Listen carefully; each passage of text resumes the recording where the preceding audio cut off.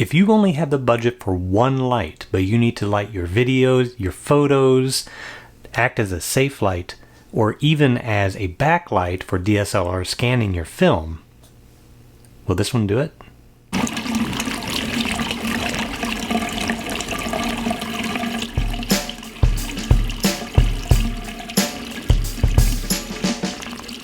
So the folks over at Viltrox, they make the Weeylite RB9. They sent this to me to see if I would do a review for them. More than happy to. I'm always looking for some new things I can add to my gear.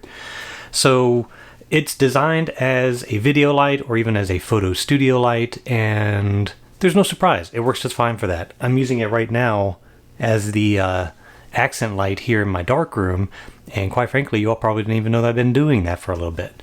It also works as a photo light pretty easily. You can see that right there. Put that image up on Instagram a week or so ago. No surprise, it lights it up just fine. We're going to look at the specs of this in just a few minutes, but the question that I really wanted to know, since this channel does focus a little bit more on film and darkroom than just photography, although I never said it's just a film channel. We will look at other things in the future. But I wanted to know, will it be a good solution if you only have a budget for one light and you have a lot of different needs? So we're going to test today whether or not it can work as a safe light, or if you only scan your film and you're using a DSLR to do so, will it work as a good backlight for that? So if you only have one light for everything, will this one do the job?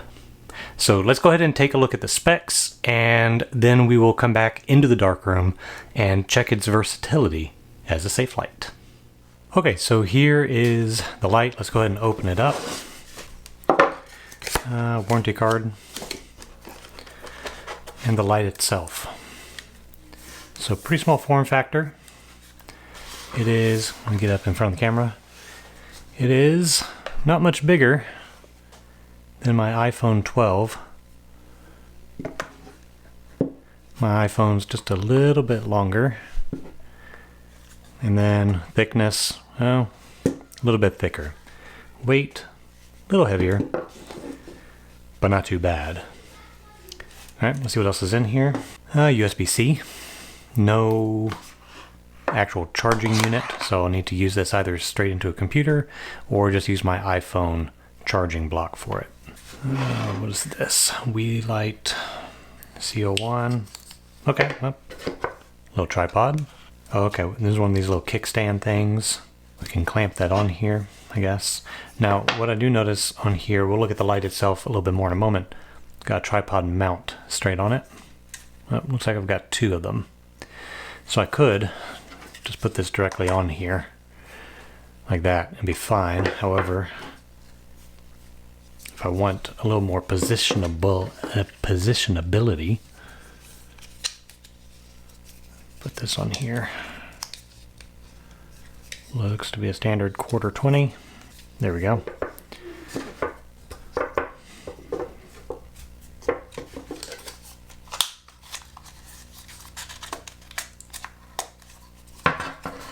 Yeah. And now we can position the light any way we want. Okay, well that's a nice little, oh look, little cold shoe. Speaking of which, we've got a little cold shoe right here. Nice. Okay, so if we need a little extra height. Interesting, okay. Oh, little carrying case. Kind of a faux suede velveteen fabric. And it's got a separate pocket, apparently, for the accessories. That's nice. What else? Nice thick silicone diffuser. Let's try that on. Okay.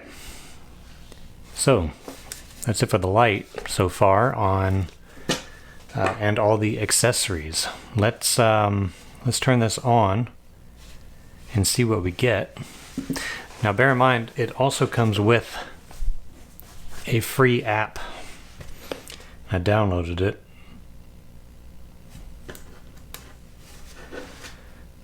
Yep, there we go. Got a light. Let's turn that down. Ooh, really bright. I'm going to turn that way down. Okay, so the app lets me control, and I realized I could do screen record on the phone, but quite frankly, we're not going to go through all that.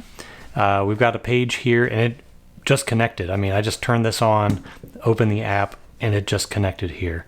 I've got 19 different channels and 6 different lights on each channel, so you can have a lot of lights. That's almost 120 lights connected to the app, apparently, that you can control. And it works in Chinese or English. So when you first download this, it was automatically in Chinese. Just touch the English tab and it worked.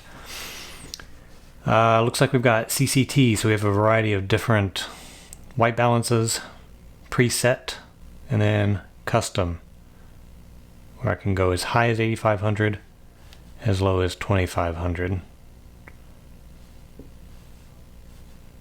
And you can just, with a little slider, just change that anywhere you want. And then power, I'm at 2% now, 100. So very, very bright. What else do we have? HSI. So here we've got our little rainbow color wheel. And our saturation. So I can, oops, if I stop touching the wheel. So this is 100% down to 0%. And you can just touch it. Put it wherever you want it. Make it go all crazy party-like. So we're going to use this 0, because it's 0 through 360. We're going to use a 0, which is pure red.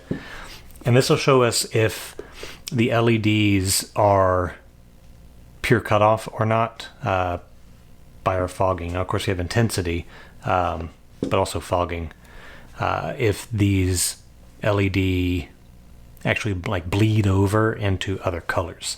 So if that's actually a pure red, I think we'll be all right. We'll find out when we go up there.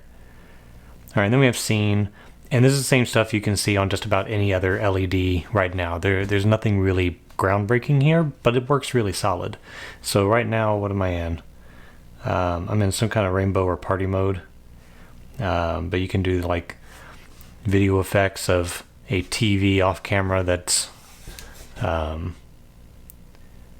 you can see that with the shadow up there, or the light, like a TV's off camera, a fire, cop mode, or you can just do like a single color and it pulses. So if you got use for that, it does it.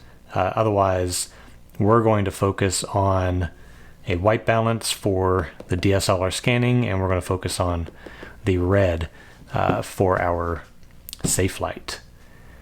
So let's go up real quick. Like I said, this is super easy to use. Got a couple of nice accessories, which I have to admit, I'm very surprised at. I was not expecting any of the accessories or even the diffuser, which is pretty nice. But let's go back up to the darkroom.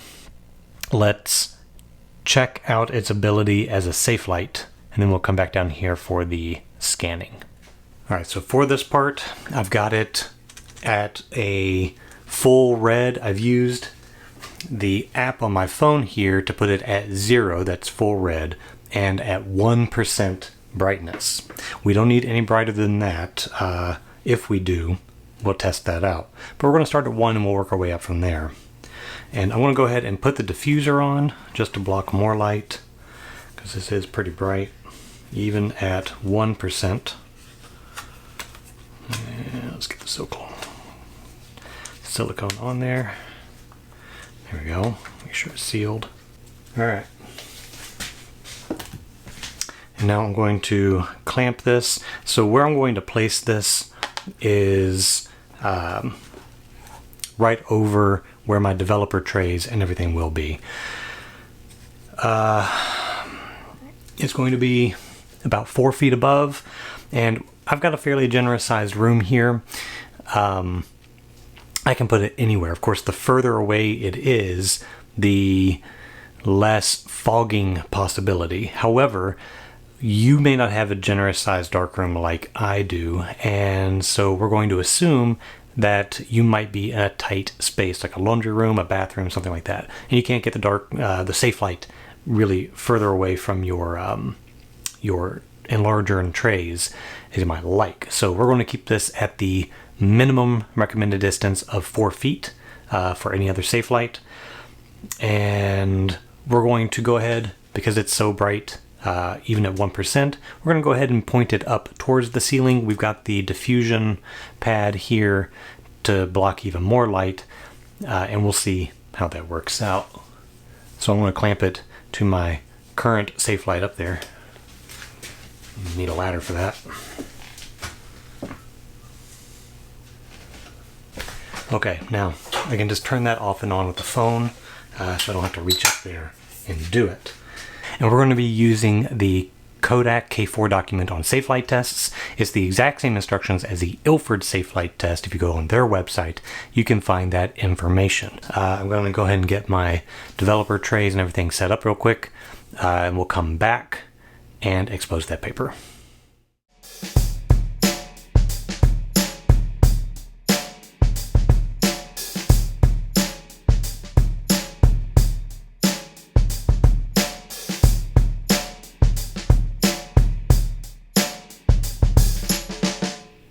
Test is pretty good, actually. So this is Ilford RC paper that I used, because I know a lot of you use RC paper.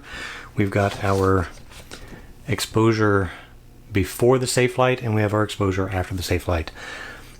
And it's pretty clear until we get to 7 minutes of exposure before. So, like I said, this is the light at 1% power, about 4 feet away, pointing up at the ceiling. You could extend the usability and extend the safety of that light by either getting it further away, reducing the intensity with really anything, neutral density filters, a piece of white paper over it, anything to just bring that intensity down. And you could make this even more safe. So it works pretty well there. So let's go downstairs into the studio and see if we can backlight some film to scan with my DSLR. Here with the setup, I've got my DSLR, I've got a macro lens, and first light we're going to look at here, actually, it's not true. The first thing we're looking at is the negative on my flatbed film scanner, which is an Epson 4990.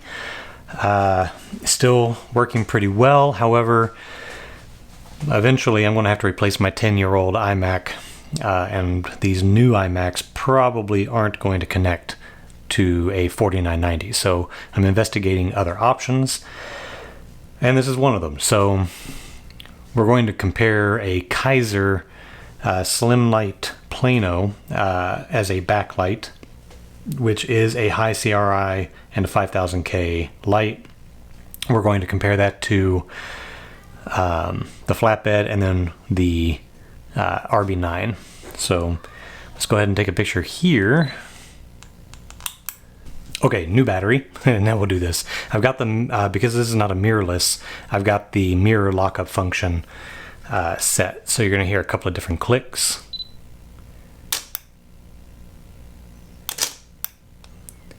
Okay, and now let's go ahead and take a picture with the other light. Now this light is not going to be big enough for 4x5. It's 35mm and medium format only. And I'm going to go ahead. I notice here when I'm looking at it, I'm at 5200K.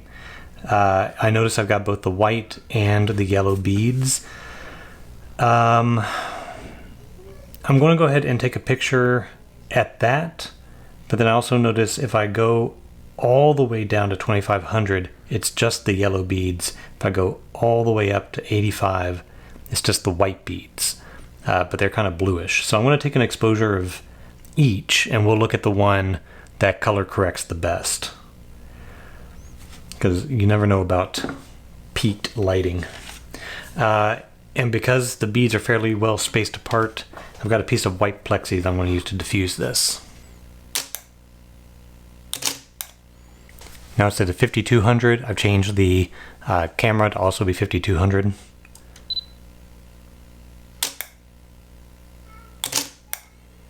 All right, and now we're at 8500, and we have the camera set to 8500.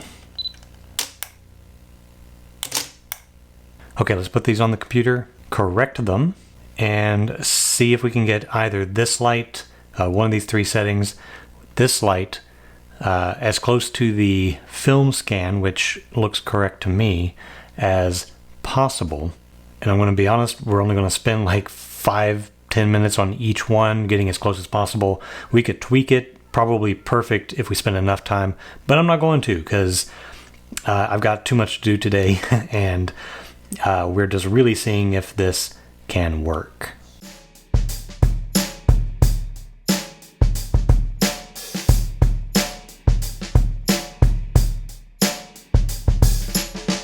And there we go. This light works pretty well. It was nice of them to send it to me to check it out and do some different things with it. Of course, like we said, it works very well for what its intended purpose is. That's lighting photos and videos. Seems to work pretty well as a safe light if we need to do that. And it works okay as a DSLR scanning backlight. It's not the best. I would like to see maybe a little higher CRI than what we're getting from it. But if you only have the budget for one light to start, it's a good place to start. You can always expand later as your budget allows. So it's a pretty versatile light. It is small. It's only about the size of my iPhone. Battery seems to last pretty well. I've only charged it once in the month that I've had it, so it seems to work. Can I recommend it? Yeah, I think it's actually a pretty good light for you to get it if you only have the budget for one. If you have the budget for two, start looking at other options for specific things. If you are the scanning type, I would look for a light that would do that specifically and use this for the rest, and then you can add from there as needed. So thanks again for watching. Thanks to Viltrox for sending this to me so we can test it out, and we will see you next time.